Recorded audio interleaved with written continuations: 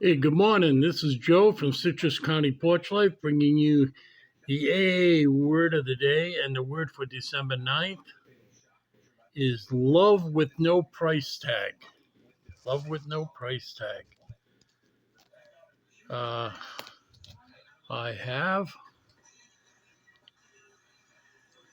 my Three Stooges coffee mug, badass coffee in it. We have a lot of coffee beans, it looks like. It's cold out this morning. I had to move my car and it was chilly out there. So, let's begin. When the 12th step is seen in its full implication, it is really talking about the kind of love that has no price tag on it. And that's from the 12 Steps and 12 Traditions of AA, page 106. In order for me to start working the 12th step, I have to work on sincerity, honesty, learn to act with humility. Carrying the message is a gift of myself, no matter how many years of sobriety I may have accumulated. My dreams can become reality. I solidify my sobriety by sharing what I have received freely. As I look back to the time when I began my recovery, there was already a seed of hope that I could help another drunk pull himself out of his alcoholic mire. My wish to help another drunk is the key to my spiritual health, but I never forget that God acts through me. I am only his instrument. If another person is not there, even if the other person is not ready, there is success because my efforts and on his behalf has helped me to remain sober and become stronger. To act to never grow weary in my 12 step work is the key. I am capable of laughing today. Let me not forget those days when I cried. God reminds me that I can feel compassion.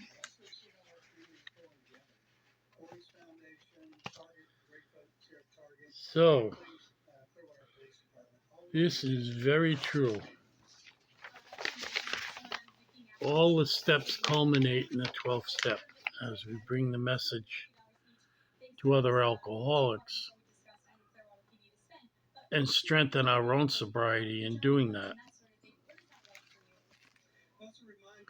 It says here, I work on sincerity and honesty. There's no place in the message for dishonesty. We've really got to work on being honest. And earlier, it speaks of, when we describe an alcoholic, it speaks of them as people that cannot get sober as dishonest.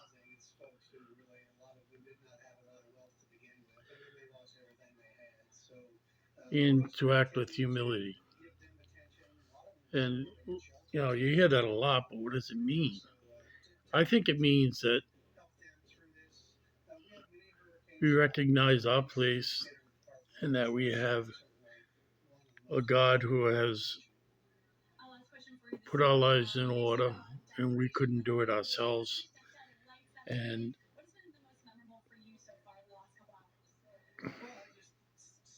it seemed so hard. We got distracted. But when we listen to his word, we can become sober. And it really is a great feeling. For me, it came gradually. I realized, hey, wow, I'm sleeping better. Wow, I went to a cookout and I actually listened to people. I wasn't worried about where my next beer was. Did I have enough extra in the car in case my host ran out? I always had enough. If the party was at my house, I always had enough. I stacked cases and cases. I had a gigantic garage the garage that I had is bigger than the house that I live in now, and I'd stack cases, 10 high, and I usually had two or three of them. So that would be 30 cases of beer. And I just add and add and add to the pile. I never wanted to run out. I never wanted to get to the point during the night that I had, for some reason, had to stop drinking. When I was younger and lived right in the central city, uh, I got to know all the bars where you could go and buy a six pack if you were out. I had a very, very small refrigerator that ran on gas, so it didn't hold much. And every Sunday, I'd find myself going to this bar and picking up a six pack and then going home.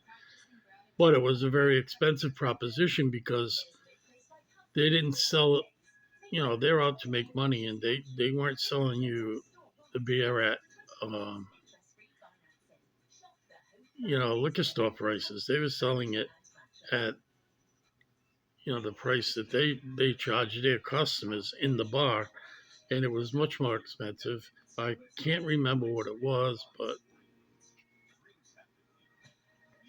I know to get a bottle of beer probably was $1.25 at that time. And the men's bar that I went to, they call it a men's bar. Very few women went in it. It had pool tables, and it was just a guy where guys hung out to get away from their wives. There they had, right now we're going back way back 50 years. They had 25-cent mugs, frozen mugs, nice, and it was great during the summer. A nice freezing mug of beer.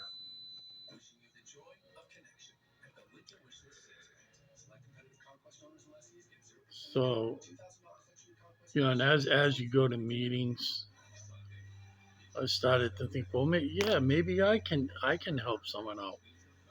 And as it says in here, as I look back to that time when I began my recovery, there was already a seed of hope that I could help another drunk pull himself out of alcoholic mire,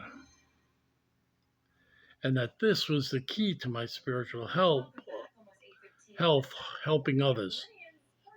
And I see that even more now as you mature in AA, that in order to keep your sobriety, you have to give it away. And this is part of my giving it away. This little channel that I have, because I don't ever want to drink.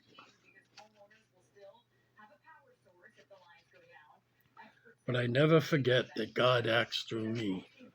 Since He is not physically here this moment, He acts through me.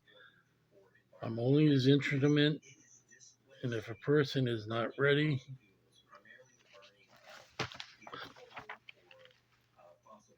then I remain sober and become stronger. So that's, as I take it, to keep it, you got to give it away. You've got to remain humble no matter how many years you have.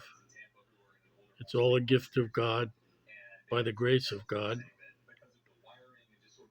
And if you do that, you grow in sobriety, you grow in spiritual awareness, and there's really no limits. So God bless. I'll talk to you tomorrow. Have a good Monday and have a sober Monday.